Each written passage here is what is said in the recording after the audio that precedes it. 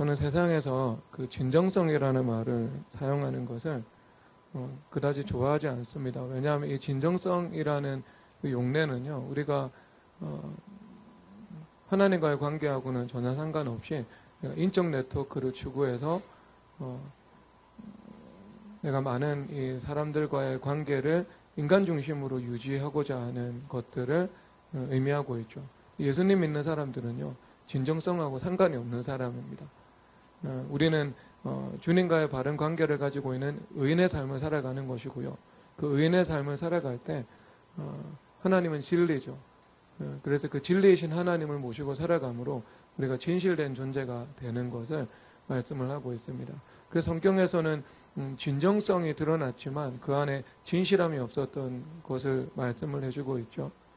예수님도 속지 않고 또 시간이 지나면은 이 영적인 존재인 피조물인 이 사람이기 때문에요. 이 사람과의 관계에서 진실됨 없는 그 진정성은요, 언젠가는 그 가치나 실체가 드러날 수밖에 없음을 말씀하고 있습니다.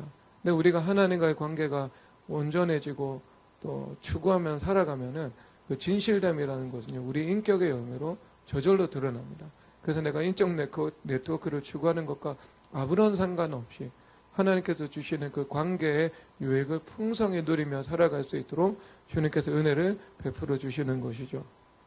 그래서 오늘 이 하나님의 말씀을 통해서 우리가 이 하나님과의 이 관계를 통한 또 이 사람과의 복된 관계, 이 말씀을 우리가 추적해 나가도록 하겠습니다. 우리가 지금 지난주도 그렇고 그 지난주도 그렇고 뭐 생산성에 관한 말씀, 그리고 오늘 오후 예배는 가난함에 대한 말씀, 그리고 또 노동에 대한 말씀, 이렇게 나눠서 살펴보고 있잖아요. 그러니까 성경 말씀에 의해서 모든 만물들이 움직여 나가기 때문에 말씀을 통해서 우리가 이 세상의 만민과 만물에 대해서 우리가 통찰할 수 있는 것, 우리가 살펴볼 수 있는 것, 이것이 이 하나님의 말씀의 지식과 지혜로부터 나오는 큰 유익인 것 같습니다. 우리가 하나님 말씀 사무엘상 23장 가도록 하겠습니다.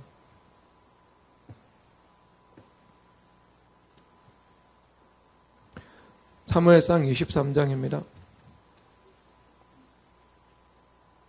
사무엘 23장에서 보면은 다윗이 사울왕의 핍박을 피해서 도피 중이었습니다. 제 코가 석자죠. 그러니까 자기 앞가림도 좀 간신히 하고 있는 상황입니다. 그리고 광야에서 총 광야 생활을 하면서 성경에 드러나는 것만 16번 거주지를 옮겨 다녔습니다. 근데 16번만 옮겼겠습니까? 그렇지 않죠. 왜냐하면 사울이 수색대를 유다 낱낱이 수색대를 보내가지고 정찰을 했기 때문에요. 늘 옮겨 다닐 수밖에 없었던 겁니다. 주요한 것만 16번이라고 할 수 있겠죠. 그런데 여기서 블레셋 사람이 그일라를 쳐서 타작마당을 탈취한다는 이 첩보를 입수합니다.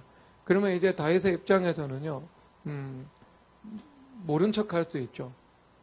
못 본 척 할 수 있죠. 그런데 그렇게 할 수 없었던 겁니다. 왜냐하면 출애굽기 22장 율법에 의하면은요,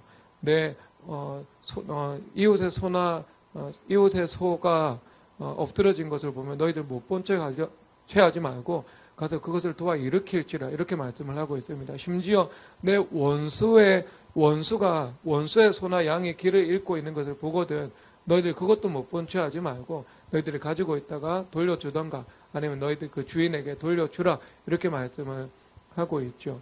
그러니까 이것은 이 사회 가운데 그 악의 악순환을 내가 선으로 악을 이기는 것을 통해서 끊어버려야 된다. 그래서 선하신 하나님께서 통치하시는 공의로운 나라가 되어야 한다. 이것을 말씀해 주고 있는 겁니다. 네, 그런 이 율법의 교육을 받고 난 다윗의 관점에서 못 본 채 할 수 없는 일이 벌어진 거죠. 왜냐하면 그가 이 그일라를 구원할 만한 힘을 가지고 있죠. 공공한 처지에 있기는 하지만, 그리고 이 이스라엘의 과거의 그 경험에서 수많은 전투를 통해서 블레셋으로부터 이스라엘 백성들을 구원하는 이 베테랑 군인이었기 때문입니다.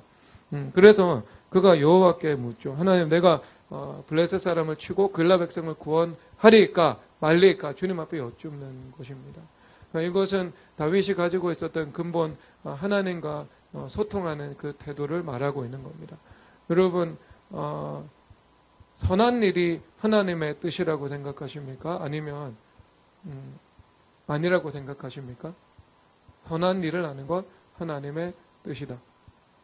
여러분 선한 일을 하는 것이 하나님의 뜻이 아닙니다. 하나님의 뜻을 행하는 것이 선한 일입니다. 그러니까 지금 그일라를 구원하는 것은 선한 일이죠. 그런데 하나님께서 아니다, 너 가지 마라 하고 말씀하시면 어떻게 해야 됩니까?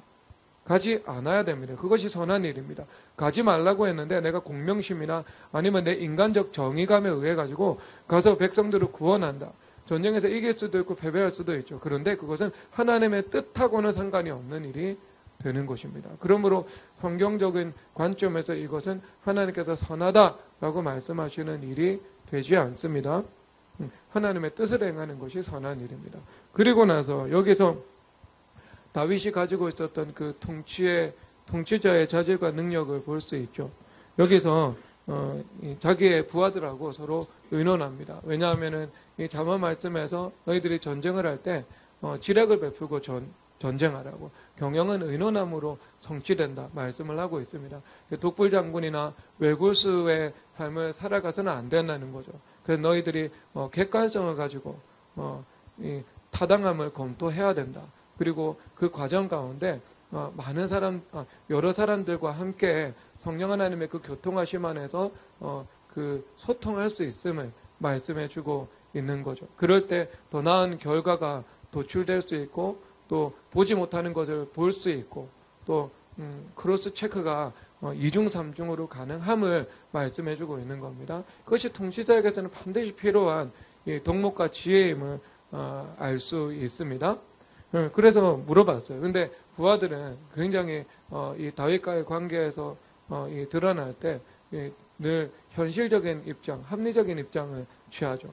그런데 다윗은 그런 입장을 취하기도 하지만 또 믿음에 의해서 또 초월적인 그 믿음의 승부를 그의 삶 속에서 벌이기도 하거든요. 그래서 부하들은 일단 그 일에 반대를 한 겁니다. 반대를 한 거예요. 자, 그러면 하나님께서 가라고 하시고 부하들은 반대하고 있습니다. 그러면 어떻게 해야 되겠습니까? 다시 한 번 더 주님 앞에 여쭈을 수 있습니다. 이것은 내가 거역의 의도나 내 뜻을 관철시키려고 하는 의도가 아니라 내가 다시 한번 주님 앞에 실수하지 않기 위해서 더 성령 하나님의 그 은혜의 세례를 통과하면서 검토하기 위해서 주님 앞에 가지고 가는 거죠. 평강을 주님 앞에 구하는 겁니다. 그래서 주님께서 평강을 주신 겁니다. 그 일나로 가서 백성들을 구원하라. 내가 너를 구원할 것이고 내가 너와 함께 할 것이다. 주님께서 이렇게 말씀해 주신 것이죠. 자, 그렇게 될 때는요, 하나님의 뜻을 따라야 함을 보여주고 있는 겁니다.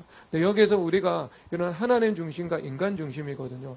그러니까 진실함은요, 하나님 중심에서 나오는 겁니다. 내 안에 계신 예수님의 그 인격이 우러나와서 진실함이 나타나는 거죠. 그리고 진정성은요, 내가 2차, 3차 가공해낼 수 있는 겁니다.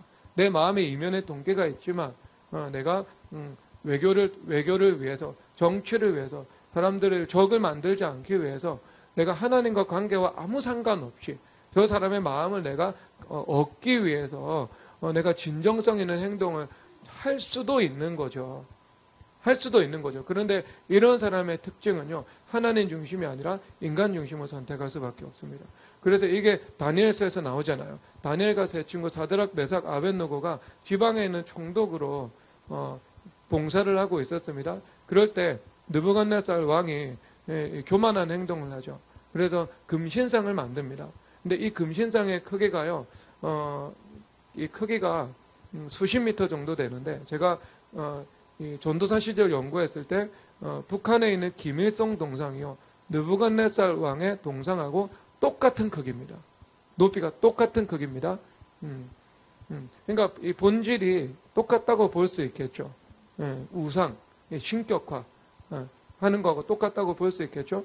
자, 그래서 느부갓네살 왕이 자기를 우상하고 신격화하기 위해서, 그러니까 자기가 하나님이 되기 위해 가지고요, 금신상을 두랍 형제 엄청나게 큰 거를 세웁니다. 그리고 나서 모든 지방관과 수령과 무사들 다 와서 절하라라고 이야기를 하고 있습니다. 근데 그때 다니엘은 없었습니다. 왜 다니엘은 없었는가? 다니엘은 국무총리 하잖아요. 왜냐하면 여러분 상식적으로 국무총리하고 대통령이 스테이트 비짓 같이 하는 경우 봤습니까? 국빈 방문 같이 하는 경우 봤어요? 한 번도 없습니다, 여러분. 대통령이 나가면 언제나 국무총리는 안방 지키고 있습니다. 그리고 국무총리는요, 대통령이 나가지 않을 때 그때 순방 일정 조정해가지고 나갑니다. 나갑니다. 그렇죠? 아마 그런 민족은 아무데도 없을 거예요. 그러니까 지금 왕이 두라 평지에 나갔습니다. 그러면 바벨론에 있는 그 궁에서 누가 지금 국정을 지금 책임지고 있어야 돼요. 다니엘이 책임지고 있어야 되는 겁니다. 그러니까 유일하게 다니엘을 빼고 모든 대부분의 신하들이 두라 평지로 다 출동을 한 거예요. 그리고 나서 지금 느부갓네살 왕 앞에 절하라 이렇게 이야기를 하고 있습니다. 네, 뭐 여러분 여기서 하나님 중심과 인간 중심이 나오죠. 인간 중심의 사람입니다. 내가 그러니까 진정성을 추구하지 그 마음에 신앙에서 나온 진실함은 없는 사람입니다. 그러면 여기서 결정적으로 드러나는 거죠. 하나님의 뜻을 따르느냐, 사람의 뜻을 따르느냐. 내가 보이지 않는 하나님의 능력을 더 광대하게 여기느냐, 보이는 사람의 힘을 더 크게 여기느냐. 이것이 여기서 나오는 겁니다. 여기서 나오는 거. 그러니까 본인이 말로는 하나님을 섬긴다고 말을 할 수도 있고 하나님의 영광을 위한다고 말을 할 수도 있는데 바로 느부갓네살 왕의 그 신상 앞에 절하는 순간에 그 내면의 그 본질이 드러나게 됨을 성경에서 말씀을 해주고 있는 것입니다. 네. 그런데 그때 사드락과 메삭과 아벳느고는요, 느부갓네살 왕으로부터 은총을 받았잖아요. 하나님께서 느부갓네살 왕과의 관계 가운데 은혜를 베푸신 거거든요. 그래서 느부갓네살 왕이 한 번 더 기회를 줍니다. 웬만하면 기회를 주지 않았을 것입니다. 그런데 한 번 더 기회를 주잖아요. 그리고 그들의 이름도 알아서 사드라가, 메삭아, 아벳느고야. 내가 한 번 더 기회를 줄 테니까 금심상에 절하라. 기회를 주거든요. 그러니까 여러분 이것이 얼마나 큰 이 부드러운 유혹입니까? 그러니까 당근과 채찍 작전이잖아요. 당근과 채찍 작전이잖아요. 그 수사 받을 때 채찍 들고 딱 나오잖아요, 경찰이. 그리고 나서 그 다음에 또 당근 역할을 맡은 검사가 딱 등장을 하잖아요. 그래서 이제 부드럽게 상황을 만들거든요. 그러면 주로 이 부드럽게 만들어질 때 거기에서 고백을 하는 경우들이 많죠. 그렇죠. 그렇게 하지 않겠어요, 상식적으로? 그러니까 지금 이 느부갓네살 왕이 오히려 폭압적으로 강압적으로 나온다면은요, 내가 하나님의 뜻을 따르고 느부갓네살 왕의 명령을 거역하기에 오히려 수월할 수 있습니다. 그렇게 나오네? 그럼 나도 한번 가보자. 그런데 지금 유화적인 제스처를 보내고 있거든요. 더 친절하게 대하고 타이르된 것처럼 말을 하고 그러다 보니까 그 앞에서는요, 나의 하나님의 말씀의 경계태세가 뭐 본성적으로 허물어지기가 더 좋죠. 그런데 강공으로 왔을 때, 변화구로 왔을 때 한 번도 이 사드락과 메삭 아벳느고는 타협하지 않고요. 내가 하나님의 뜻을 섬기고 느부갓네살 왕의 우상에 절할 수 없습니다. 라고 말을 하고 풀무불로 들어가 버리는 거죠. 그러면 여러분 관계가 여기서 끝나는가? 그렇지 않습니다. 여러분들이 인간 중심으로 관계를 형성합니다. 그러면 결국 여러분 이 관계에서 은혜를 베푸시는 분은 하나님이시잖아요. 그렇죠. 다니엘과 사드락, 메삭, 아벳느고에게 느부갓네살 왕 앞에서 은혜를 입게 하신 분은 하나님이시거든요. 그러니까 그 안에 계신 하나님께서 이 관계의 중심이 되시고 그 관계를 주도하시다 보니까 그들이 그 사람들과의 관계에서 은혜를 입게 됐잖아요. 그래서 성경 말씀에서 너는 할 수 있거든 모든 사람들과 화목하라. 이 말씀은 모든 사람들과 할 수 있거든. 모든 사람들과 화목할 수 있지만 하지만 그것은 그렇지 못할 수도 있다는 것을 이게 양면성을 가지고 있는 표현이잖아요. 그러니까 너희들이 하나님 중심으로 관계를 세팅해 나갈 때 많은 사람들과 화목해질 수 있다. 그렇게 되도록 노력하라. 그런데 화목하게 될 수 없는 관계도 있다. 이것을 말씀을 하고 있죠. 왜? 성경에서 예수님께 가룟 유다도 있었고 그리고 그 사도 바울 선생님께서 말씀을 하실 때 이야기를 하잖아요. 그 알렉산더, 그 다음에 그리고 요한 선생님께서 말씀하실 때 데메드리오 이렇게 말씀을 악인들에 대해서 말씀을 하시면서 심지어 저주까지 하고 있는 것을 볼 수 있거든요. 여러분들이 저주하라는 말은 절대 아닙니다. 그것은 하나님의 말씀을 선포한 거예요. 성령 하나님의 감동에 입각해가지고요, 운명에 대한 선포인 것입니다. 여러분들에게 주어진 권한은 아니에요. 저도 누구 저주하지 않습니다. 그런데 어쨌든 거기서 보면 어때요? 구리 세공업자 알렉산더 나오잖아요. 그는 끝까지 바울 선생님과 적대적인 관계 속에 살았고, 사도 바울 선생님은 하나님께 그 원수 갚음을 의뢰할 수밖에 없는 그 처지가 되는 거죠. 그렇죠. 그러니까 할 수 있거든 모든 사람과 화목하라. 그러면 그 말씀을 이루어 주시는 분은 성령 하나님이시거든요. 그러니까 성령 하나님께 관계의 주도권이 언제나 드려져야 주님께서 우리 관계를요, 화목할 수 있는 관계로, 바른 질서가 있는 관계로 이끌어 나가실 수 있는 겁니다. 그런데 만약에 여러분 거기서 사드락 메삭 아벳느고가 느부갓네살 왕 앞에 절했죠. 그러면은요, 그 느부갓네살 왕과 화목한 관계는요, 여러분 1년이나 2년도 가지 못했을 겁니다. 그 이유는요, 아마 칭찬했을 것입니다. 느부갓네살 왕이 불러서 위로하고, 주변 사람들이 등 두드리면서 괜찮아, 그 정도는 괜찮아, 하나님도 다 이해하셔, 뭐 이렇게 했지 않겠습니까? 당연히요. 그러면서 막 부드럽게 넘어가고, 본인도 막 마음 한켠에 거리낌이 있긴 하지만 그것을 덮고 그냥 좋아하고 함께 고기 먹고 포도주 마시고, 그렇게 한 1년에서 2년 정도는 갔을 겁니다. 하나님 오래 참으시는 분이니까요. 그런데 어느 순간 주님께서 그것을 찾으실 때는요, 그들이 가지고 있었던 그 총독의 직위를요, 주님께서 앗아가셨을 거예요. 분명히 앗아가셨을 겁니다. 여러분, 주님 그거 앗아가십니다. 이게 여러분 순리예요, 순리. 세상에서도 여러분 건불 10년이잖아요. 건불 10년이잖아요. 여러분 다니엘처럼 오랫동안 그 제국의 최고위직을 유지한 사람이 누가 있습니까? 다니엘이 몇 명의 왕을 거쳐간 줄 아세요? 바벨론 제국의 4명 왕 거쳐갔고요. 그리고 다리오 거쳐갔고 고레스 거쳐갔습니다. 총 왕이 6명 바뀔 때요, 끝까지 최고위직에 있었습니다. 왕도 권력을 누렸다가 지옥 가고, 권력 누렸다가 지옥 가고, 권력 누렸다가 지옥 가고, 권력 누렸다가 지옥 가고, 4명 끝나고 이 왕국 멸망하고 새로운 왕국이 들어와가지고 권력 누렸다가 지옥 가고, 그리고 권력 누리고 있을 때, 6번째 왕이 권력 누리고 있을 때 천국 갔습니다. 다니엘은요. 그리고 제국이 한번 바뀌었어요. 한번 바뀌었어. 여러분 그 시대에 권력의 관점에서 가장 강력한 권력을 가장 오랫동안 가지고 있었던 사람이 다니엘입니다. 왕다움이었어요, 여러분. 왕다움이었어. 그리고요, 여러분, 왕이 스트레스를 많이 받았을까요? 총리가 스트레스를 많이 받았을까요? 왕이 훨씬 더 스트레스 많이 받습니다, 여러분. 조선의 왕들의 평균 수명이요, 재상들의 평균 수명보다 더 낮았습니다. 경무와 스트레스 때문에요. 그러니까 복된 인생 아니라고요, 어떻게 보면.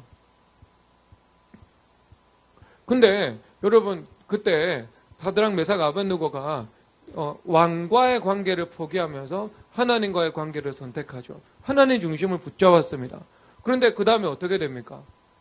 그 다음에 풀무불 들어가서 하나님의 은혜로 살아왔습니다. 십자가, 그 다음에 부활, 십자가 연합 다음에 부활과 연합을 주님께서 허락해 주셨죠. 그리고 나서 여러분 느부갓네살 왕이 사드락과 메삭과 아벳느고의 하나님 앞에서 엎드리잖아요. 그 하나님을 찬송하잖아요. 누구도 그 하나님에 대해서 설만히 말하거든. 그러니까 경솔하게 말하거든. 그의 집을 더미로 만들라고. 그러니까 그 바벨론 제국에서 하나님께서 가장 높아지게 된 거죠. 하나님께서 높아지는 만큼 그 다니엘의 세 친구도 함께 높아지게 된 것입니다. 그러니까 여러분 이것이 세상의 교회 앞에 무릎 꿇는 것처럼 그 세상의 권력자가 하나님의 사람 앞에 무릎 꿇는 것을 여러분 이 역사를 통해서 목도를 하고 있는 거죠.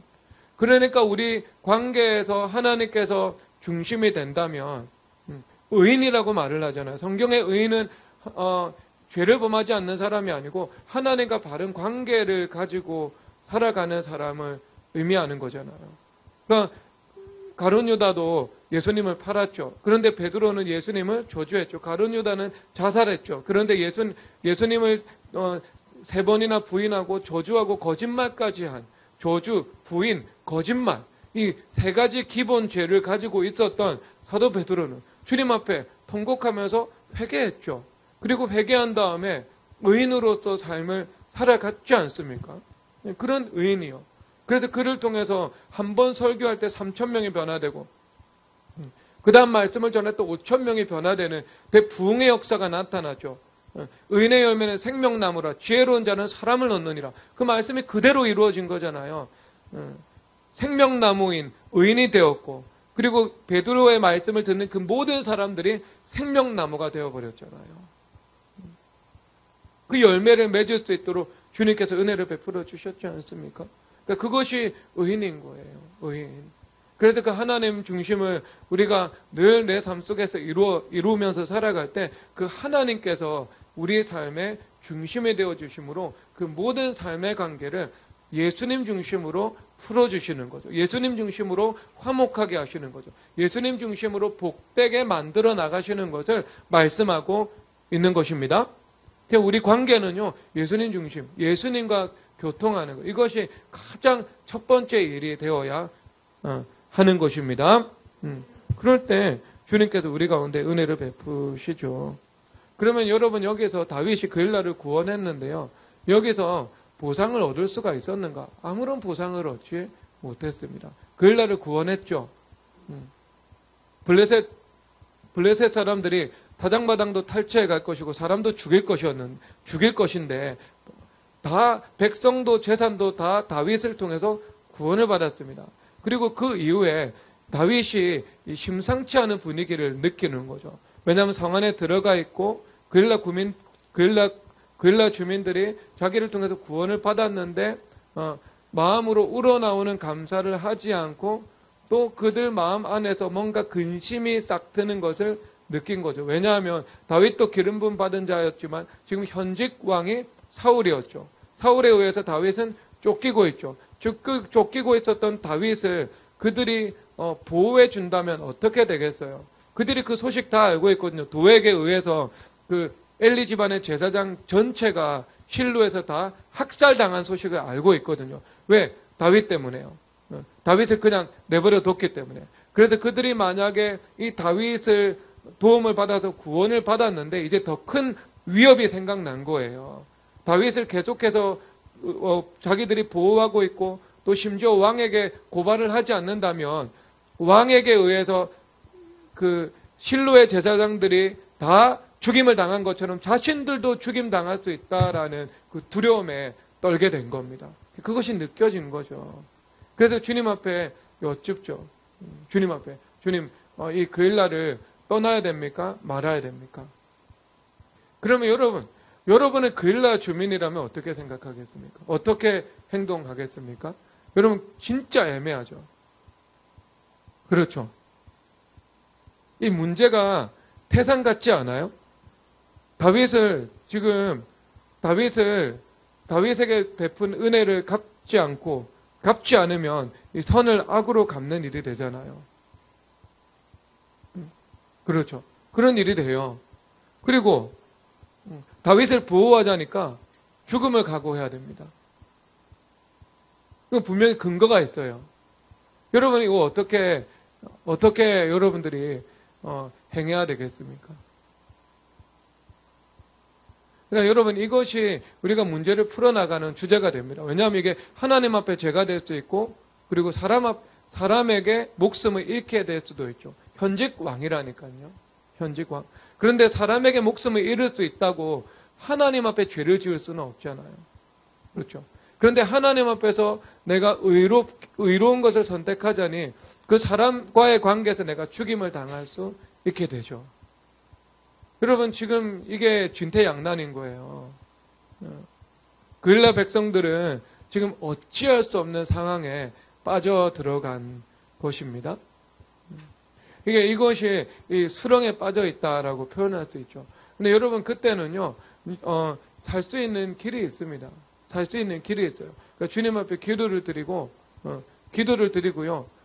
구원해 달라고 기도를 드리고요. 그리고 그냥 죽을 각오를 하고요. 그 죽음을 선택하면 됩니다. 그러면은요, 그 다음 주님께서 이 문제를 가져가시거든요. 그러면 그들이 다윗에게 악을 행하지 않아도 하나님께서 다윗이 스스로 물러갈 수 있도록 은혜를 베풀어 주십니다. 그렇게 주님 문제 해결해 주셨을 거예요. 그런데 그일라 주민들은요, 두려움이 너무 컸던 나머지 사울에게 죽임을 당하지 않기 위해서 한 가지 더 악을 범해버리는데 다윗을 고발하는 거죠. 그렇죠? 다윗을 고발하는 악을 범합니다. 근데 그것은 성경에서 신실하지 않고 공의롭지 못하다라고 평가하는 거죠. 왜냐하면 선을 악으로 갚으면 악이 그 집을 떠나지 아니한다라고 말을 하고 있거든요. 그러면 그 공동체는요, 더 이상 신실과 공의가 지배하는 공동체가 되지 않고요, 악이 지배를 받는 공동체가 됩니다. 그게 더 큰 문제가 그로 인해서 발생할 수 있게 되는 거죠. 지혜롭지 못했습니다. 하나님의 관점에서 힘든 상황이었지만요. 그런데 그때 다윗이 정말 주님 앞에서 신실함을 볼 수 있는데요. 아무것도 바라지 않고 아무 그로 인한 대가나 유익을 누리지도 않고요. 구원하고 바로 그일라 땅을 떠나버립니다. 그러니까 여러분, 이게 보상받은 게 없는 거예요. 목숨을 걸고 군사 행동해가지고 백성들과 재산을 다 구원해 주었는데 어떤 보상도 주어지지 않은 것입니다. 유익을 얻지 못한 거죠. 그런데 여러분, 여기에서 다윗의 공의와 신실함이 있습니다. 다윗이 사울과의 관계에서 말씀을 하고 있잖아요. 사울왕이 옷자락을 베잖아요. 옷자락을 베는 게 동굴에 들어왔을 때 그의 옷자락을 베거든요. 그런데 그를 죽일 수도 있었죠. 그리고 부하들이 죽이라고 이야기를 하죠. 하나님께서 주신 기회입니다. 혼자 있습니다. 무장 해제 상태입니다. 그러니까 죽일 수 있죠. 그런데 죽이지 않죠. 이것은 하나님께서 기름 부으심 받은 자를 해하는 것은 하나님께서 금하신 행동이다 라고 말을 하면서 악이 악인을 죽일 것이라고, 그 악이 스스로 죽일 것이라고 그렇게 이야기를 합니다. 그리고 나서 나와가지고요, 그가 고백하는 것이 하나님께서 나의 공의와 신실, 그러니까 공의로움과 진실하심을 하나님께서 갚아주실 것이다 라고 말씀을 하고 있는 것입니다. 여러분, 여기에서 다윗이 가지고 있는 중심이 두 가지가 나오죠. 그렇죠. 두 가지가 나오죠. 하나님 앞에서 다른 사람을 해하지 않으려는 마음입니다. 여러분, 이것이 주님 앞에서 공의롭고 신실한 마음이죠. 그런데 그 공의롭고 신실한 마음을 따라서 하나님께서 갚아주실 것이다 라고 말씀하고 있는 겁니다. 그러니까 이것이 두 번째 그가 가지고 있었던 신앙입니다. 그러니까 이 말씀은 내가 사람과의 관계에서 보상을 얻지 못하고 유익을 얻지 못할 수 있지만 하나님께서 다른 곳에서 보상과 유익을 허락해 주실 것을 말씀해 주고 있는 것입니다. 여러분, 이것이 우리가 하나님 앞에서 선을 행할 수 있는 이유입니다. 내가 하나님 앞에서 누군가를 해할 만한 힘이 있지만 누군가를 해하지 않습니다. 내가 하나님 앞에서 그 사람을 통해서 어떤 보상과 유익을 기대할 수 없다 할지라도 내가 선을 행할 수가 있습니다. 왜? 하나님께서 그 공의와 신실을 따라 내게 갚아주실 것을 믿기 때문이다는 것이죠. 이것이 다윗의 신앙이었던 것입니다. 그래서 오리를 가자고 하면 심리를 가지고 속옷을 달라고 하는 자에게 겉옷을 내어주라고 말씀을 하고 있죠. 이것은 자기를 학대하라는 것을 말을 하고 있는 것이 아니죠. 내가 지혜 없이 이용당하기만 하는 삶을 살라는 것을 말씀하고 있는 것은 아닙니다. 그것만큼 성경에서 권위와 지혜에 대한 말씀도 많이 가르치고 있어요. 그러니까 균형 감각을 가지고 봐야 되죠. 그런데 때로 내가 헌신했음에도 불구하고, 내가 사랑했음에도 불구하고, 내가 선을 선택했음에도 불구하고, 그럼에도 불구하고 내가 나에게 돌아오는 유익과 보상이 없고 속옷을 빼앗기고 오리를 빼앗기고 시간을 빼앗긴다 할지라도 하나님께서 나에게 내 공의와 신실함을 따라서 갚아주실 수 있다는 것을 믿는 믿음으로 그렇게 할 수 있다는 것을 말씀하고 있는 것입니다. 여러분, 거기에서 우리가 기꺼이 이 공의와 신실함을, 그러니까 공평함과 그리고 진실함을 선택하면서 살아갈 수 있는 하나님과의 관계의 근간과 그 믿음이 되는 것입니다. 여러분, 그렇기 때문에 우리가 믿음을 선택할 수 있는 것 아니겠습니까? 아니겠습니까? 왜냐하면 여러분, 사회주의가 인간의 본성을 이해하지 못했습니다. 인간의 본성을 이해하지 못했는데요. 그 이해하지 못한 본성의 핵심 중에 하나가 뭐냐면요. 보상에 대한 소망이 있습니다. 사람은요. 보상에 대한 소망. 그런데 여러분, 내가 보상에 대한 소망이 없어요. 이렇게 말을 하는 것은요. 나는 사람이 아니에요. 라고 말하는 것하고 똑같아요. 하나님이 우리를 그렇게 만드셨습니다. 사람은요. 그래서 성경에서 모세를 보고 뭐라고 말을 하냐면요. 그리스도를 위해서 받는 수모를 애굽의 모든 보화보다 더 큰 것으로, 더 귀한 것으로 여겼으니, 그 다음 뭐래요? 이는 상 주심을 바라봅니다. 말씀하고 있어요. 하나님께서 상을 주실 것을 기대하고 애굽에 있는 모든 보화보다 그리스도를 위해서 받는 수모를 내가 더 귀히 여겼다라고 말씀하고 있는 거예요. 그렇죠. 그래서 고린도전서 15장에서 우리에게는 해의 영광이 있고 달의 영광이 있고 별과 별의 영광이 있다고요. 그래서 우리가 영원한 그 천국 속에서 하나님께서 우리에게 보상해 주신다고 말씀을 하고 있잖아요. 너희들이 의를 위해서 핍박받거든 기뻐하고 뛰어놀라고. 왜? 하늘에서 너희의 상이 큼이라고 말씀하고 있는 거죠. 보상에 대한 기대 없이 핍박을 받는 게 아닌 거예요. 고상해 보이는 것 같지만 하나님의 말씀의 관점은 그렇지 않다고요.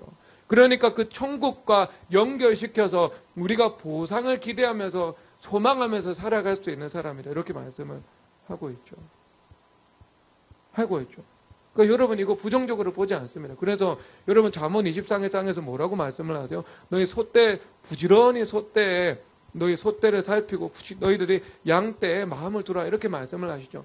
그래서 양의 젖은 네가 먹을 음식이 되고, 그리고 염소는 밭을 사는 값이 될 것이고, 그리고 양의 털과 염소의 털은 너와 너의 요정들이 먹을 음식과 입을 옷이 될 수 있을 것이라고 이렇게 말씀을 하고 있죠. 그러면 이 말씀이 뭐냐면 하나님께서 여러분들에게 사업의 삶의 줄로 재어진 구역이라는 영역을 주셨잖아요. 그렇죠. 그래서 어떤 사람에게는요, 어떤 재능을 주셨을까요? 어떤 사람에게는요, 예를 들어 글을 쓰는 재능을 주셨어요. 작가의 재능을 주셨어요. 하나님께서. 그러면 내가 이 글을 잘 쓸 때, 이 글이 사람들에게 잘 읽히는 글이 되고, 사람들이 그 책을 사주게 되고, 그래서 내가 좋은 작가가 되고, 그런 이 소망을 가지고 살아가도록 만들어 놓으셨다는 것을 말씀하고 있는 거죠. 그렇기 때문에 어때요? 작가는요, 부단히도 연습을 하면서 남의 소설 필사까지도 해보면서 내가 좋은 소설을 쓰고 좋은 글을 쓰기 위해서 이렇게 노력을 하잖아요. 왜? 그 안에 하나님께서 담아두신 소망이니까 그 소망을 가지고 경작하고 지키면서 이 세상을 가꾸어 나가도록 주님께서 만들어 나가신 거예요. 그건 타락 전에도 있었던 겁니다. 타락 전에도요. 에덴에 있는 사람도요.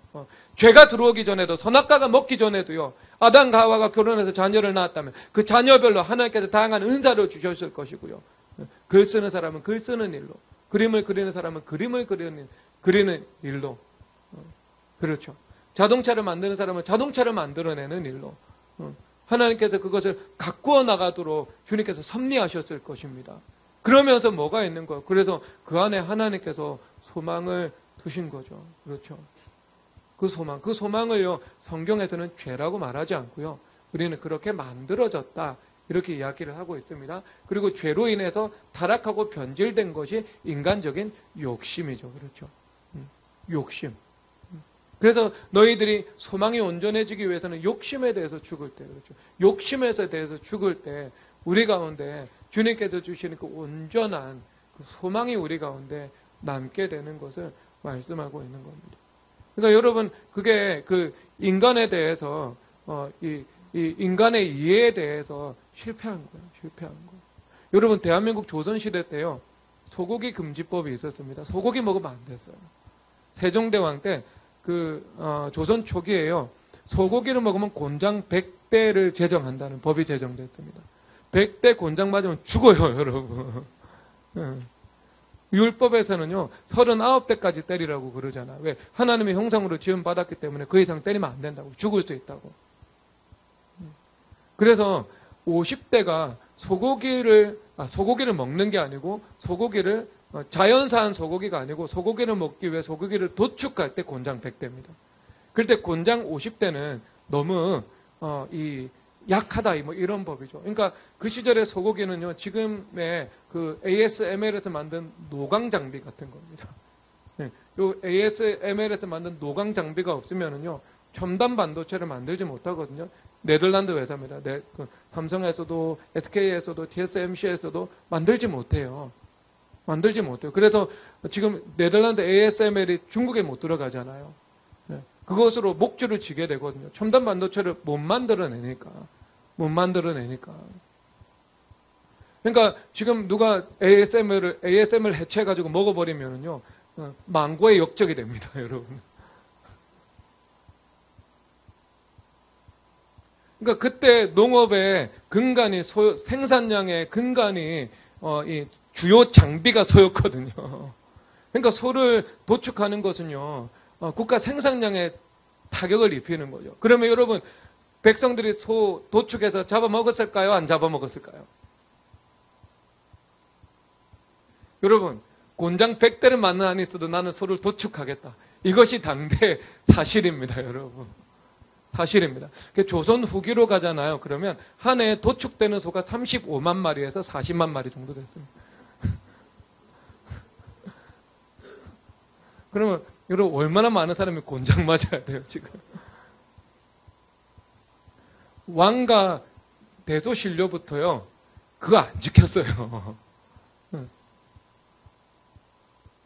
사람의 기본적인 그 의식주에 대한 욕구를요, 법으로 제한하는 것 자체가요, 무리수가 있는 것이었죠. 이해할 수도 있지만, 그 시대의 관점에서 볼 때, 그러니까 저는 이 사람의 본성에 대해서 이야기를 하는 겁니다. 그러면 여러분, 이 다윗도 나발 기사 보면 나오잖아요. 나발이 양떼를 치고 있는 거대한 목축업자잖아요. 양이 뭐 수천 마리, 소가 수천 마리 있었거든요. 그러면 그때 당시에 이 남쪽 지방이었으니까요. 이 남쪽 지방의 가장 최대 유다 남부였거든요. 유다 남부의 최대 위협 세력은요, 아말렉입니다. 그래서 다윗이 시글락의 도피 중에 있을 때 틈만 나면 가가지고 아말렉 사람 진멸하고 왔거든요. 근데 그게 하나님의 법에 의해서는 합법이었습니다. 왜? 아말렉은 진멸해야 되는 백성이었거든요. 율법에 의하면은요. 하나님 명령에 의하면은. 그래가지고 진멸을 할 정도로 이 남부 유다인들에게는 위협 세력이었습니다. 그런데 이 다윗이 이 블레셋의 정규군들하고 싸웠는데 그런 이 아말렉의 게릴라들하고 싸우는 것은요, 문제가 아니죠. 가볍게 이길 수 있는 싸움이었죠. 그러니까 보호해 준 거예요, 늘. 그럼 보호해 주었으면 지금 다윗은 기대를 한 거죠. 보상을 기대했다. 그런데 나발이 주지 않은 겁니다. 그러면서 요즘에 주인의 집을 떠도는 뭐 이 종들이 많다 해가지고 다윗을 모욕한 거죠. 그래서 다윗이 칼을 차고 나발을 죽이러 가잖아요. 아비가일 지혜로운 여자가 등장해서 그 일을 하지 못하게 막아버리게 된 것입니다. 그런데 지금 다윗이 보상과 유익을 얻지 못했습니다. 그런데 얻지 못했을 때 어떻게 해요? 깨끗하게 내가 손해를 보죠. 손실을 보죠. 내가 철수하죠. 여러분, 이거 세상에 감당할 수 없는 믿음입니다. 그러니까 거기에 다윗이 가지고 있는 진실함이 있었던 겁니다. 내가 그 다윗이 가지고 있는 그 공의와 진실함, 내가 하나님의 말씀 앞에 다른 사람을 해하는 행동을 하지 않는다는 것. 내가 언제나 공의롭게 사람을 대할 수 있다는 것. 이거죠. 그리고 진실함이라는 것은 진실함을 의미하고 있죠. 그래서 하나님과 바른 관계에 입각해서 사람들을 진실하게 대한다는 거, 이면의 동기를 가지고 있지 않다는 거, 이것이 다윗의 입장이었죠. 그래서 또한 그런 진실됨이 있는가 하면, 사람의 하나님께서 그 하나님과 관계에서 나온 진실함이 있는가 하면, 또 하나님께서 만드신 사람의 양심의 본성 가운데 그 보상에 대한 마음도 있잖아요. 여러분들이 직장 생활하면서 내가 능력을 발휘하면 그 능력에 입각해서 연봉을 받고자 하는 이 소망이 있죠. 그리고 올해 내가 이룬 업적이나 실적이 2배, 3배예요. 회사에 기여한 바가 있어요. 그러면 내가 연봉이 그에 입각해서 적절하게 10%, 20% 이상이라도 인상되고자 하는 소망이 있겠죠. 그것을 성경은 죄라고 말을 하지 않는다는 거죠. 그러면 여러분 연봉 협상철마다 회개해야 되는 거 아니겠어요? 아니잖아요. 여러분들이 기도하고 하나님 올해는 연봉이 300만 원 정도만 인상됐으면 좋겠습니다. 우리 대표님의 마음을 감동시켜 주셔서 하나님 그 정도만 인상되는 은혜를 주십시오. 이렇게 하잖아요. 그렇게 하고 나가서 연봉 협상하면은요, 그것은 선이 되는 거죠. 왜? 성령 하나님께서 통치하고 계신 거니까. 예수님 손에 올라간 일이 되니까요. 근데 그렇게 하지 않고 내가 가가지고 머리에 빨간 띠리고 가가지고 사장님 나한테 지금 500만 원 안 올려주면 일은 한 300만 원씩 올리는 게 적당한 이 자기의 그거 수준인데, 업무 일한 레벨인데, 수준인데, 업무 역량인데 가가지고 지금 500만 원 안 올려주면, 아니 삭감도 돼도 괜찮은데 사실 실적으로 따지면 빨간띠 두르고 안 하면 더 출근 안 하겠습니다. 사장님. 그렇게 하면은요, 그건 악이죠. 성경의 법을 따라서 한 것이 아니죠. 그런 방식은요. 기도하고 하나님의 은혜를 구하고 그 관계 가운데 성령 하나님의 인침이 있도록 주님 앞에 구하고, 그럼 그것이 복되고 선한 일이 되는 거죠. 그러면 주님께서 더해서 그것이 기뻐서 그래 300만 원? 나 너 더 크게 생각해. 500만 원 올려줄게. 그럴 수도 있는 거고요. 대표님이 좀 인색해요. 인색해. 좀 그거는 어려울 것 같다. 내가 이번에는 그래 50만 원만 인상해 줄게. 이렇게 이야기를 할 수 있죠. 그러면 여러분 받아들이세요. 받아들여도 된다니까요. 이직의 기회가 있으면 이직을 하면 되는 건데, 뭐냐 하면은요, 주님께서 우리에게 보상해 주신다는 것을 믿어야 되는 거예요. 그러니까 내가 사람과의 관계에서는요, 오리라는 것을 손해볼 수 있고 속옷이라는 것을 내가 때로는 빼앗기기도, 내가 기꺼이 빼앗길 때는 빼앗길 수도 있는 거죠. 왜냐하면 그럴 때 주님께서 여기를 통해서 갚아주시는 것이 아니라 다른 영역에서 갚아주실 수 있는 것입니다. 그리고 이 땅에서 내가 그 갚음을 얻지 못하면은요, 영원한 천국에서 주님께서 나에게 보상해 주실 것이기 때문입니다. 그래서 하나님 앞에서 행할 수 있는 거죠. 행할 수 있는 거. 그러니까 우리가 이런 하나님 중심으로 내가 선택할 수 있고 늘 선을 추구하면서 살아갈 수 있는 것. 이것이 내가 하나님과의 복된 관계, 의인됨이라는 그 관계가 나오는 것이고요. 그럴 때 여러분 우리가 나타나는 삶의 열매가요, 지혜로운 자는 사람을 얻는다는 그 열매가 우리 가운데 나타날 수 있죠. 여러분 열왕기하 15장 보도록 하겠습니다. 사무엘하 15장입니다. 사무엘하 15장. 사무엘하 15장에서 이렇게 이야기를 하고 있습니다. 15장 압살롬에 대한 이야기입니다. 압살롬이 다윗 왕에게 반역을 하잖아요. 4절에서 5절 읽겠습니다. 시작. 또 압살롬이 이르기를 내가 이 땅에서 재판관이 되고 누구든지 송사나 재판 날이 있어 내게로 오는 자는 내가 정의 베풀기를 원하노라고 사람에 가까이 와서 그에게 절하려 하며 압살롬의 손을 펴서 그 사람을 붙들고 그에게 입을 맞추니 6절 시작. 이스라엘 무리 중에 왕께 재판을 청하러 오는 자들마다 압살롬의 행함이 이와 같아서 이스라엘 사람의 마음을 압살롬이 훔치니라. 지금 압살롬이 진정성을 가지고 행동을 한다고요. 재판받기 위해서 수많은 사람이 지방에서 몰려올 때 성문 앞에 서가지고요, 그 사람 내가 왕자다, 내가 너를 재판하겠다 이렇게 이야기를 할 때 엎드리죠. 엎드릴 때마다 가가지고 그 사람을 붙들고 지금 왜 엎드십니까? 나도 똑같은 사람입니다. 그러면서 그에게 입을 맞추고 그리고 들어주고 그리고 해결해주고 그럽니다. 진정성 있는 행동을 했죠. 근데 그것은요, 본인이 왕이 아닌데, 그리고 왕의 후계자로 지명된 것도 아닌데 스스로 이스라엘 백성들의 마음을 훔쳐서 스스로 왕이 되고자 하고 있는 거죠. 자기 중심의 질서를 만들어내기 위한 모략적인 행동이었던 것입니다. 그런데 이스라엘 백성들은요, 그 내면을 간파하지 못하고, 영안이 어두워서 내면을 간파하지 못하고요, 그의 진정성에 속아버리게 된 거예요. 저 사람 참 진실된 사람이라고. 저 사람 좋은 사람이라고. 그런데 성경에서는요, 뭐라고 말씀을 하고 있어요? 압살롬이 이스라엘 사람의 마음을 훔친다, 도둑질한다, 이렇게 말씀을 하고 있는 겁니다. 그러니까 여러분, 그릇된 동기를 가지고요, 내가 행하는 것은요, 저 사람의 마음을 훔치려고 하는 거죠. 훔치려고 하는 거. 도둑질하는 것입니다. 그러니까 하나님께서는요, 그걸 원하시지 않죠. 기뻐하시지 않죠. 하나님과의 관계가 바탕이 돼서 우러나와서 지혜로운 자는 사람을 얻느니라는 그 말씀이 이루어지기를 주님께서 원하시는 것이지, 내가 계략과 모략을 써가지고요, 저 사람을 정치적으로 나의 사람으로 만들려는 그 작업들, 그 사람을 도구화하고 수단화하는 그 작업들, 주님께서 그것을 기뻐하지 않으신다, 이것을 말씀을 하고 있죠. 말씀을 하고 있죠.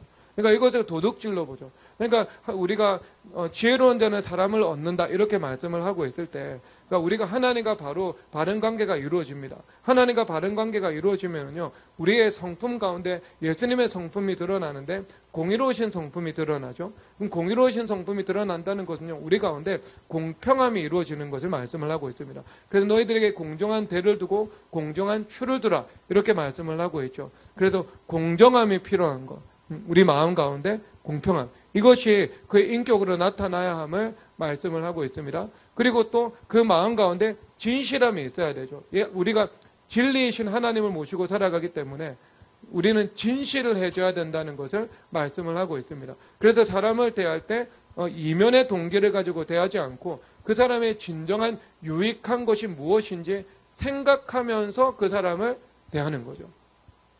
생각하면서 대하는 거죠. 그러니까 우리가 그 사람의 유익을 생각할 수 있는 것, 그것이 이 진실된 마음입니다. 그 사람의 유익을 생각할 수 있는 것. 그러니까 굉장히 여러분, 성경이 균형 잡혀 있죠. 균형 잡혀 있죠. 사람 가운데 보상도 있다 말씀을 하시죠. 보상에 대한 소망이 있다. 그래서 너희들 성경에서 말씀을 하고 있잖아. 밭을 가는 소의 입에 망을 씌우지 말라고. 왜냐하면 밭을 가고 있으면은요, 그 곡식이 떨어질 거 아니겠어요? 그럼 곡식 떨어지는 것을 보고 소가 먹는 것을 막지 말라는 거예요. 일하다가 먹고 이게 소의 소망이라는 거죠. 그러면 이 말씀이 기록된 진위는 뭐예요? 그러니까 우리가 소망을 가지고 살아갈 수 있다는 거, 그 소망을 부정하지 말라는 거, 이것을 말씀을 하고 있는 거예요. 말씀을 하고 있는 겁니다. 그렇죠, 여러분? 그러니까 여러분, 그 소망도 인정하고, 그리고 내가 진실됨으로 다른 사람의 유익을 구할 수 있는 삶을 살아가야 하고, 그러면서 때로는 내가 손해를 볼 수도 있고, 그렇죠. 보상이 없을 수도 있고, 그럼에도 불구하고 우리가 자유할 수 있고 감사할 수 있는 것은 그 공의와 신실하심에 대한 보상을 하나님께서 해주시기 때문에, 천국에서 해주시던가 이 땅에서 다른 곳에서 해주시기 때문에 내가 그것을 믿음으로 기꺼이 할 수 있게 되는 것을 말씀하고 있는 거죠. 말씀하고 있는 거죠. 그렇죠? 그래서 지금 이 도둑질을 하고 있죠. 그러니까 그 공의가 나타나고 신실함이 나타나고 또 정직함이 나타나야 됩니다. 지금 이거 도둑질하고 있는 거잖아요. 정직함이라는 것은요, 내가 태어나서 한 번도 거짓말을 하지 않았다, 이걸 의미하지 않습니다. 거짓말은 여러분, 태어나서 거짓말 한 번도 안 해본 사람 여기 손들라 그러면은요, 한 사람도 없을 겁니다. 선생님 거짓말 한 적 있어요? 태어나서? 있죠. 선생님이 거짓말하면 어떻게 됩니까? 아이들을 가르쳐야 되는데. 저도 거짓말 한 적 있죠. 그런데 그 거짓말을요, 회개해야 됩니다. 주님 앞에. 회개해야 됩니다. 그리고 회개한 다음에요, 주님 앞에 기도를 드려야 돼요. 급한 상황에서, 때로는 궁지에 몰린 상황에서 주님, 제가 거짓말하지 않게 해달라고. 정직하게 말하거나 아예 말하지 않게 해달라고. 그 기도를 드려야 돼요. 그래야지 나도 모르게 거짓말 안 나옵니다. 나도 모르게. 하나님의 그 기도하면 하나님 은혜로 지켜주시니까요. 그리고 나서 그 다음부터 거짓말 안 하는 삶을 살아가야 돼요. 이게 정직함입니다. 거짓말을 안 해본 사람이 아니고요. 거짓말을 회개한 사람입니다. 그리고 예수님의 성품이 점진적으로 내 안에서 인격화가 되어가서 이제 거짓말을 하지 않게 되는 거. 거짓말을 하려고 해도 그 주님과의 관계와 주님과의 관계에서 쌓여진 선 때문에 내 입술에서 거짓말이 나갈 수가 없는 사람. 이게 주님께서 보시는 그 정직함인 것이죠. 정직함. 그럼 여러분 예를 들어서 유튜브를 보잖아요. 그럼 유튜브를 보면은요. 여러분들이 다른 사람의 유튜브를 보고 모티브를 얻을 수는 있습니다. 영감, 그 다음에 착상, 뭐 이런 것들은 얻을 수 있잖아요. 근데 그거 온전한 거 아니에요. 왜냐하면 영감과 착상은 성령 하나님께 오는 겁니다. 유튜브 보고 오는 게 무슨 영감이에요. 남의 거 3차 가공, 4차 가공한 거죠, 여러분. 유튜브는요, 이미 3차 가공물입니다. 프라이머리 소스가 있어요. 프라이머리 소스를 정리한 세컨더리 소스가 있죠. 그리고 그 세컨더리 소스를 보고요, 내 나름대로 그것을 요약하고 정리합니다. 요약하고 정리하고요, 거기다가 내 관점으로 해석하고 다른 곳에서 자료 끌어다옵니다. 그래서 한 15분 정도 되는 아주 간략한 자료를 만들어가지고 유튜브에 방송을 하죠. 그래야지 조회수가 올라가죠. 그렇죠? 여러분, 1시간 되는 유튜브 보는 사람이 있어요? 거의 없을걸요, 여러분. 대부분 15분이던데 보니까. 보지는 않지만. 그렇게 만들잖아요. 그러면 거기서 여러분 3차 자료에서 무슨 영감이 나와요. 영감의 원천은 예수님과 성경 말씀이에요. 주님과의 관계에서 나오는 거예요. 그리고 이 프라이머리 소스에서 나오는 겁니다. 주로. 프라이머리 소스는요, 그러니까 우리가 그 삶의 현장에서 보고 듣고 경험하는 모든 게 프라이머리 소스입니다. 여러분들이 누군가만 오늘 팀 모임을 하면서요, 간사님하고 대화하는 그게 프라이머리 소스예요. 원천 자료예요, 그게. 원천 자료. 그런데, 자, 예를 들어서 이제 내가 유튜브를 보고, 유튜브는요, 더 이상 요약이 될 수 없는 자료입니다. 더 이상 정리할 수 없고 더 이상 요약할 수 없는 자료들이 유튜브에 나옵니다. 이미 3차 가공된 거예요. 그런데 그것을 가지고 4차 가공하면은요, 거의 그대로 하는 것밖에 답이 없어요. 그대로 하는 것밖에. 그러니까 상당 부분 이거는 상당 부분 좀 그렇죠. 어떤 내가 가공했다고 볼 수 없는 것들이 나올 수밖에 없겠죠. 나올 수밖에 없겠죠. 그러니까 최소 봤다. 틀만 봐야 됩니다. 유튜브를 하려면 그 사람이 어떻게 하는지 그 형식과 틀은 보고 참조를 하는 겁니다. 그리고 나서 자료는요, 내가 찾아야 돼요. 내가 찾아서 세컨더리 소스 찾아가지고요, 그것을 내가 정리하고 내가 요약하고 그리고 내가 관점으로 해석해가지고요, 다시 이야기를 해야 돼요. 그래야지 그것이 그 유튜브의 그 저작권을 내가 가지고 갈 수 있게 되는 거죠. 그렇게 하지 않으면은요, 조심해야 됩니다, 여러분. 조심해야 돼요. 그래서 저는 유튜브를 보지 않습니다. 왜냐하면 유튜브에서 자료 가지고 오기 싫어가지고. 그 사람들이 말한 거잖아요. 그렇잖아요. 제가 직접 연구한 자료가 아니잖아요. 가져오기 싫더라고. 유혹이 오고. 그러니까 이것도 이제 이 문제에 걸릴 수 있는 거예요. 이 도둑질이라는 문제가 걸려버리게 되는 거예요. 걸려버리게 되는 거. 여러분, 그런 일들은 조심하시기 바랍니다. 정직해야 돼요. 사람이요, 정직한 거 좋아합니다. 왜냐하면 하나님께서 우리 가운데 양심을 두셨거든요. 이 양심이 타락한 양심이고, 그리고 완전 불완전한 양심이라 할지라도요, 기초적으로 무엇이 선하고 악한지 지각할 수 있게 되고요. 그리고 선한 것을 좋아하고 악한 것을 싫어하는 그 하나님께서 사회를 유지하기 위해서 타락했음에도 불구하고 남겨놓으신 본성인 거예요. 이게 복잡 미묘한 그 인간 가운데 있는 이 요소 중에 하나죠. 주님께서 심어놓으신 그 본성. 그러니까 사람들이요, 뭘 좋아하냐면 정직한 거 좋아해요. 그러니까 내가 사람을 얻느니라, 사람을 얻으려고 해서 저 사람을 도구적으로 바라보아서 그래서 사람을 얻는 게 아니고요. 내가 내 안에서 진실됨이 우러나오고 내가 정직한 삶을 살아가면은요, 사람을 얻을 수 있습니다. 제가 이 교회 인테리어 공사 예전에 처음 4층 들어왔을 때 대부분 성도님들이 직접 했고 골조 세우는 것만 목수 3분 불러서 했거든요. 근데 그 목수분들이요, 일을 2박 3일 동안 다 한 다음에 우리가 지급한 돈으로 사고 남은 재료들 있잖아요. 못 조금 남은 거, 그 다음에 파티션 조금 남은 거, 그 다음에 경첩 조금 남은 거 있잖아요. 이것을요, 하나도 안 가져가고요, 그대로 우리한테 다 놓아주고 가는 거예요. 이것은 여기서 쓰고 남은 겁니다. 우리 필요하지도 않아요. 그리고 몰라. 어떻게 뭐가 쓰고 뭐가 남은지 우리가 어떻게, 우리가 전문가도 아닌데. 그분들이 자기 거 가지고 온지 어떻게 알아요? 관심도 없어요. 그런데 다 그대로. 그러니까 이분들에 대한 신뢰감이 생기더라고요.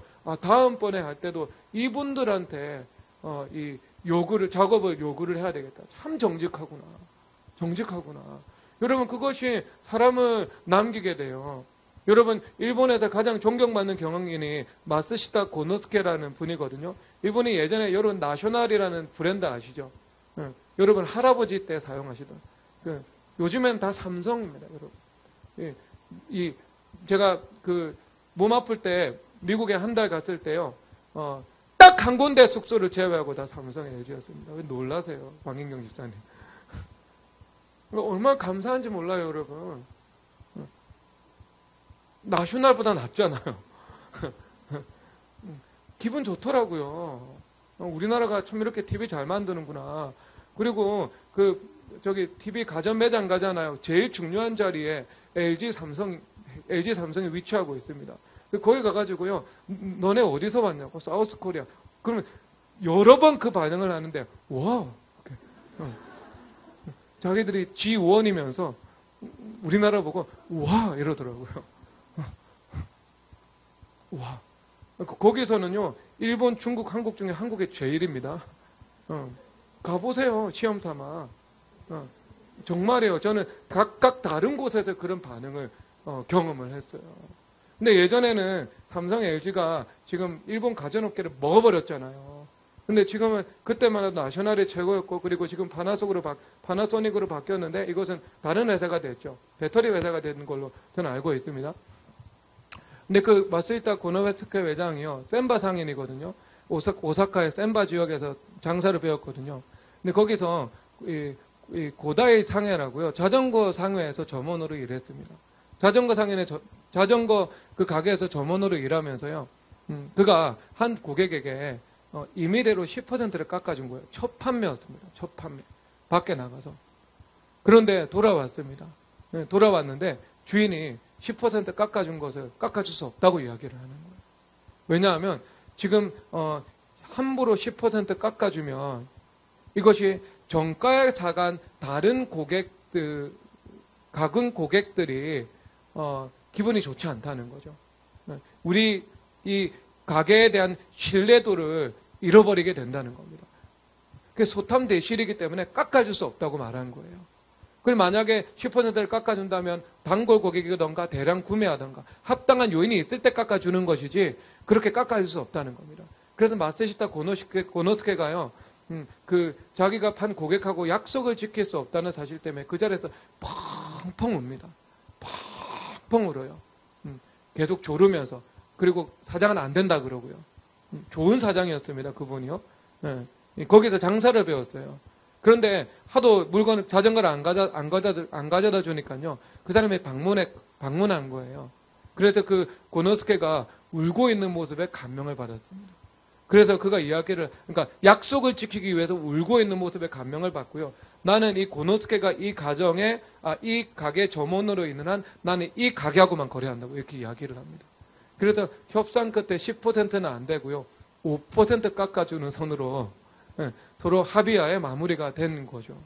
여러분, 이게 신뢰잖아요. 사람들의 신뢰를 얻는 거고, 그 신뢰의 바탕에는요, 우리는 사람들을 속이지 않고 정직하다는 거죠. 그러니까 정가를 구매한 고객의 입장에서 누군가 10% 할인된 가격으로 그것을 구매했다는 것을 알게 되면 이 가게는 정직하지 못한 업장이 되고 신뢰할 수 없는 그 사장이 되는 거잖아요.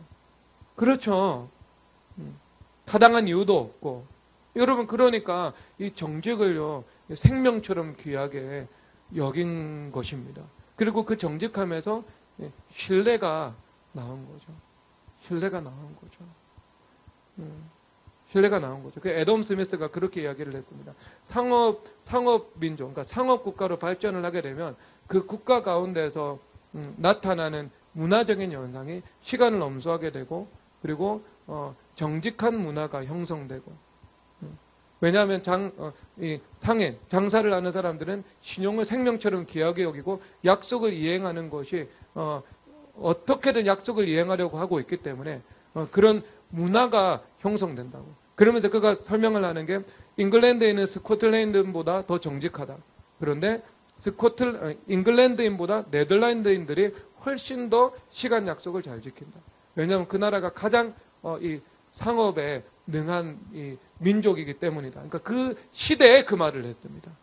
그러니까 여러분, 하나님께서 이 땅에 상거래를 만들어 놓으셨죠. 그렇죠. 그리고 상거래의 바탕은요, 계약입니다. 하나님께서 모든 인류를요, 언약 백성으로 만드셨습니다. 그래서 하나님과의 언약이 있고 그 언약의 의무를 신실하게 이행하는 것, 이것이 하나님께서 귀하게 여기시는 것이지요. 그래서 그 언약 백성인 유대인이 다른 어떤 민족보다도 금융이나 아니면 장사나 이런 영역에서 탁월한 퍼포먼스가 나오고 있지 않습니까? 그리고 복음적인 영향을 받은 이 민족도 역시 그런 상업도 발달하고 그 안에서 시간을 약속 잘 지키고 계약의 의무를 이행하고 정직한 것, 그런 문화가 형성되어 있죠. 왜냐하면요, 무엇에서 나오겠습니까? 그것은 지혜로운 자는 사람을 얻느니라 라는 말씀이 이루어지게 되는 거죠. 이루어지게 되는 거죠. 그래서 내가 이 경제적이고 상업적인 관계 가운데 내가 하나님과 바른 관계의 삶을 살아갈 때 이것이 예수님의 인격이라는 그 진실됨이나 공정함이나 정직함으로 나올 수 있게 되는 것이고, 그리고 그것이 나왔을 때 주변에 있는 사람들도 하나님께서 보유하신 양심에 입각해서 악한 것들보다 그것을 더 좋아하게 된다는 것을 말씀하고 있는 겁니다. 그래서 그 사람과의 이 화목한 관계, 지속적으로 교류할 수 있는 그 장기적인 관계가 형성될 수 있음을 말씀하고 있는 겁니다. 그러니까 이것을 알고 이것을 의도적으로 이용하는 것이 진정성이라는 인본주의 영역이라면, 우리가 하나님과의 관계가 바로 서서 하나님 앞에서 행하는 것, 말하는 것, 선택하는 것, 그리고 예수님의 마음을 구해서 그 마음에 입각해서 진실되고 정직하게 행하는 것, 이것이 우러나오는 생명나무의 열매가 되는 것입니다. 그래서 그 생명나무의 열매가 되었을 때 어떻게 돼요? 내가 만나는 사람도 역시 그 생명나무가 되는 거죠. 사실 그 근본적인 의미는 이를 의미하고 있습니다. 이를 의미하고 있습니다. 그래서 창세기 1장 11절에서 씨 가진 열매 맺는 나무를 내라 이렇게 말씀을 하고 있죠. 모든 나무는요, 씨 가진 열매 맺는 나무입니다. 그러면 생명나무에는 생명나무의 열매가 있겠죠. 그 열매는요, 씨를 가지고 있습니다. 다시 씨가 되겠죠. 씨가 땅에 뿌려지니까 다시 생명나무가 되겠죠. 그러니까 지혜로운 자, 이 사람은 생명나무의 사람입니다. 생명나무의 사람이 사람을 만납니다. 그러면 그 사람도 생명나무의 사람이 되는 거죠. 그렇죠. 열매가 씨가 되고 씨가 나무가 되고 나무가 다시 열매를 맺게 되는 것을 말씀하고 있는 것입니다. 그래서 베드로가 생명나무가 되었을 때 그가 성령 하나님의 능력으로 말씀을 전하고 사람을 만났을 때 그가 만나고 그의 말씀을 듣는 사람들이, 그와 교류하는 사람들이 생명나무로 변화되었던 것을 말씀하고 있는 거죠. 그러니까 각각의 처한 위치 속에서 이 생명나무의 열매가 맺어지고 그 씨가 뿌려져서 기하급수적인 하나님 나라의 번성의 열매가 맺어졌음을 말씀하고 있는 것입니다. 그래서 그 근본은요, 사실상 영적인 거예요. 영적인 것. 우리가 생명력 충만한 생명나무가 되는 것.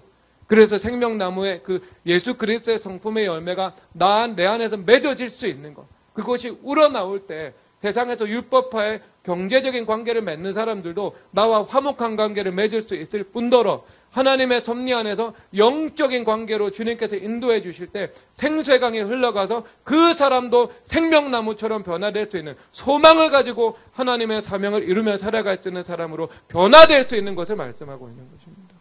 이 두 가지가 이 말씀 안에 다 들어가 있는 것입니다.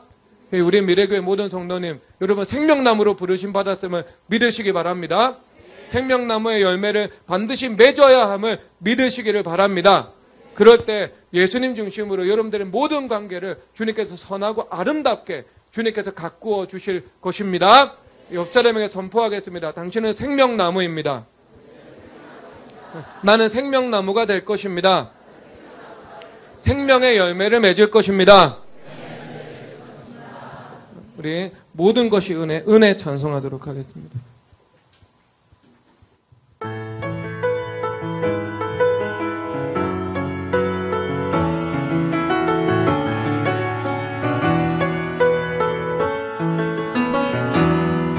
아침해가 뜨고 저녁에 봄의 포창기와 가을의 여름 모든 순간이 당연한 것 아니라 은혜였소. 뜨고 저녁에도 포창기와 가을의 여름 변하는 계절의 모든 당연한 것 아니라 모든 것이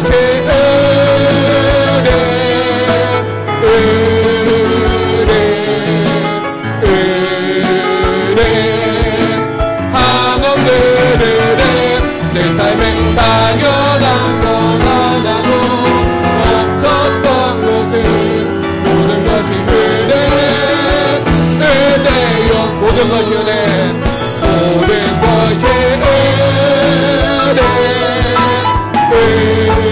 것이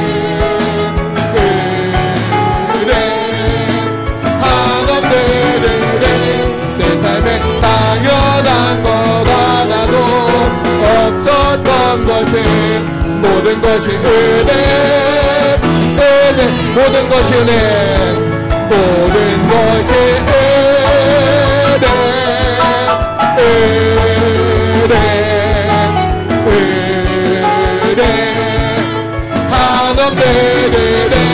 내 삶에 당연한 것 하나도 없었던 것은 모든 것이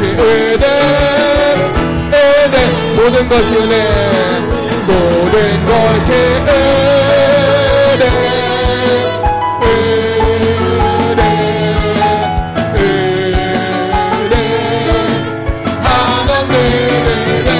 내 삶에 당연한 것 하나도 없었던 것은 모든 것이 은혜